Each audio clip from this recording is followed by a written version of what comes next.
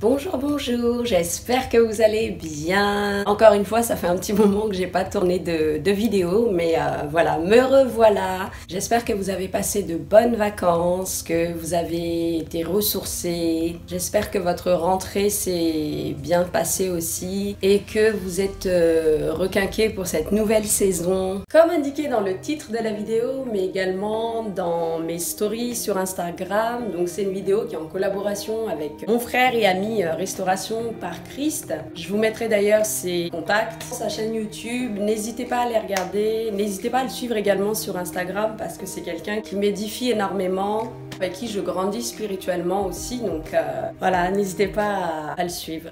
L'idée de ma vidéo d'aujourd'hui en fait me vient d'un quiz chrétien que je fais actuellement sur mon Instagram, dans mes stories. Et en fait, c'est un quiz qui concerne en fait la vie chrétienne et plus précisément le début de la vie chrétienne. Et c'est une série de 7 questions. Et donc dans cette vidéo, je vais vous dire quelles sont les 7 questions, je vais vous apporter la réponse et je vais vous apporter également l'explication et le passage sur lequel je me base en fait pour cette réponse-là. Si vous êtes au début de votre vie chrétienne ou même pas, mais si vous avez des questions, si vous avez éventuellement des explications à apporter à quelqu'un aussi qui se poserait des questions, qui serait en recherche de Dieu, bah cette vidéo est pour vous. Donc restez là surtout. La première question, c'est est-ce que tous les hommes sont des enfants de Dieu? Et je constate que la réponse est beaucoup oui, en tout cas sur Instagram. Et en général, la première facette de Dieu qu'on découvre, bah, c'est la facette d'amour, de grâce. Donc on aurait envie effectivement de penser que oui, tous les hommes sont des enfants de Dieu. Mais du coup, c'est pas forcément le cas. Et on va se baser sur la parole de Dieu pour le savoir. D'ailleurs, c'est très important de toujours se baser sur ce qui est biblique et pas se satisfaire de ce qu'on ressent, de nos sentiments ou de ce qu'on pense être juste, parce que Dieu n'est pas dans la logique et certainement pas dans la logique humaine. Et on peut voir dans le livre de la Genèse notamment, on voit la création du monde, on voit la création des êtres vivants. Donc à la base, l'homme est une créature de Dieu. Après, il s'est passé ce qui s'est passé dans le jardin d'Éden, hein, que tout le monde connaît, j'imagine. Mais la réponse à la question est que non. Et voici le passage de la Bible qui m'a inspiré ma réponse.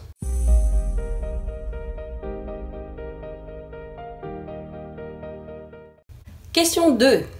Selon la Bible, Dieu veut sauver. Et effectivement, oui, tous les hommes. Et je vois que la majorité d'entre vous, si ce n'est vous tous d'ailleurs, ont répondu tous les hommes. Car voici ce que la Bible dit.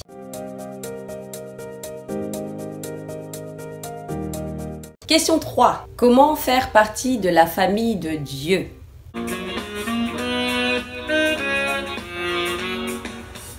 Nous faisons partie de la famille de Dieu, les héritiers du Père. J'ai constaté qu'il y a eu beaucoup de non-réponses à cette question et je vous comprends. Moi-même, quand je fais des quiz comme ça sur Instagram, je préfère ne pas répondre si soit je ne sais pas ou soit j'hésite. Et je pense que l'hésitation, c'était à la réponse par conviction. Et non, ce n'est pas la réponse. Bien sûr, tu dois être convaincu. Et effectivement, tout le long de notre vie chrétienne, il y a un travail du Saint-Esprit sur nous. Mais en soi, c'est toujours Dieu qui fait la première démarche. Et d'autant plus au début de la vie chrétienne.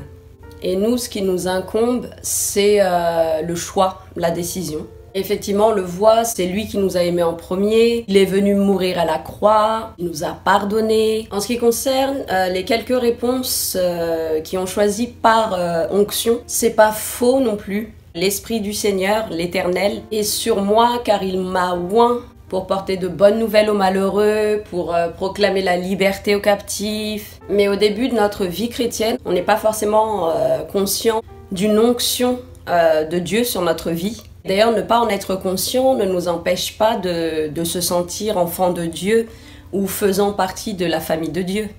Donc, la bonne réponse est par adoption. Voici le passage de la Bible qui le dit.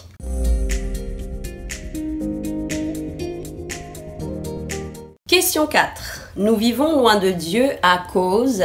Et non, c'est pas l'incrédulité et l'orgueil. Je rappelle encore une fois qu'on est au début de la vie chrétienne dans le quiz. C'est vrai qu'on a de l'orgueil, et moi la première, mais a permis à Dieu au contraire de m'amener à le rencontrer. Il s'est servi de mon orgueil pour ça. Et l'incrédulité, c'est quelque chose qu'on va avoir tout le long de notre vie chrétienne, selon le temps, les circonstances. Et la réponse est le péché. Et pas qu'au début de notre vie chrétienne d'ailleurs. Et voici le passage biblique qui le dit. Question 5. Nous sommes sauvés par... En réalité, d'après le passage biblique que j'ai reçu pour expliquer cette réponse, ce sont ces 3 réponses-là. Mais comme il n'y a qu'une seule réponse à choisir, et de toute façon, non, ce n'est pas la foi ni les œuvres, mais c'est bien la grâce. Et dans l'ordre d'ailleurs, ce serait la grâce, la foi, les œuvres.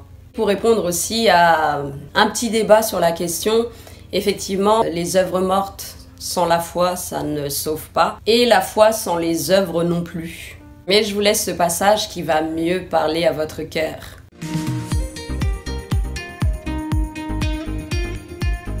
Question 6. Est-il possible d'avoir l'assurance d'être sauvé avant notre mort physique? La réponse est oui. Voici 2 passages qui l'expliquent.